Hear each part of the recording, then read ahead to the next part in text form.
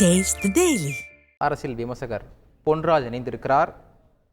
Sir வணக்கம். இந்த மறுபரிசீலனை செய்ய பாஜகவிற்கு நிதிஷ்குமார் வலியுறுத்தியிருக்கிறார். இது குறித்து உங்களுடைய விவரம்.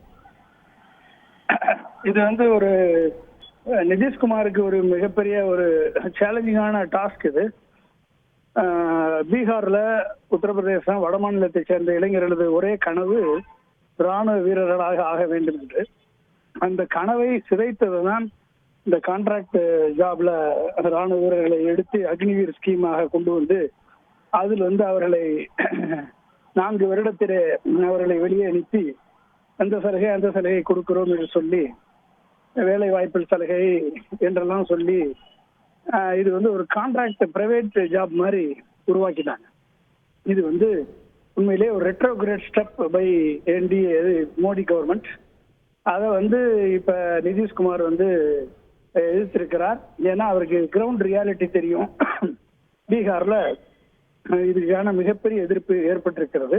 அதையும் தாண்டி கூட்டணி பலத்தால் வெற்றி பெற்றிருக்காருடைய ஒழிய ஒட்டுமொத்தமான பீகார் இளைஞர்களது ஆதரவை அவர் பெற வேண்டும் என்று சொன்னால் இந்த திட்டத்தை எதிர்க்க வேண்டும், இல்லைன்னா மொத்தமாக ஸ்கிராப் பண்ணணும். பல்வேறு நாடுகள்ல 2 years மிலிட்டரி சர்வீஸ் என்ற ஸ்கீம் இருக்கு.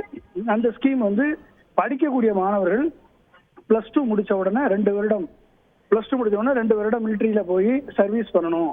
அதுக்கப்புறம் அவங்க படிப்பை தொடரலாம் என்ற ஸ்கீம் இருக்கு. ஆனா இந்த ஸ்கீம் அப்படி இல்லை. இந்த ஸ்கீம்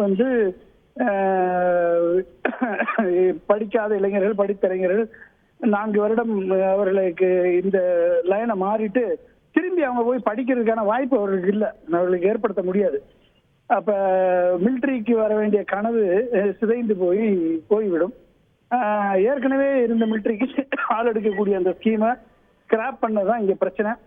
ஏற்கனவே இருக்கக்கூடிய ஸ்கீமை அவங்க கண்டினியூ பண்ணிட்டு இதை ஒரு 2 வருடமாக குறைத்து அவங்களுக்கு ஒரு அப்ரண்டிஸ்ஷிப் ட்ரைனிங், அந்த மாதிரி மிலிட்டரி ட்ரைனிங், மற்றபடி அவங்களுக்கு ஒரு கல்வி தகுதியை தரம் உயர்த்துதல், இந்த மாதிரி எல்லாம் பண்ணியிருந்தாங்க அப்படின்னா இந்த எதிர்ப்பு வந்திருக்காது. இதை தவற விட்டு ஒட்டுமொத்தமாக மிலிட்டரியே பிரைவேட்டைஸ் பண்றது மாதிரியான ஒரு கான்ட்ராக்ட் ஜாப் மாதிரியாக ஒரு தரம் தாழ்த்தியதுதான் இப்படிப்பட்ட ஒரு எதிர்ப்புக்கு காரணம். அதை நிதிஷ்குமார் சரியான கேள்வியை தான் கேட்டிருக்கிறார். இது இந்த ஸ்கீம் ஸ்கிராப் பண்ணப்பட வேண்டிய திட்டம். எனவே இதை அப்கிரேட் பண்றது செய்யறதை தாண்டி இது ஸ்கிராப் பண்ணப்பட வேண்டிய ஒரு திட்டம்.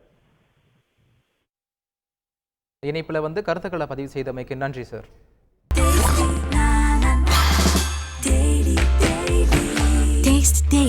Taste the Daily.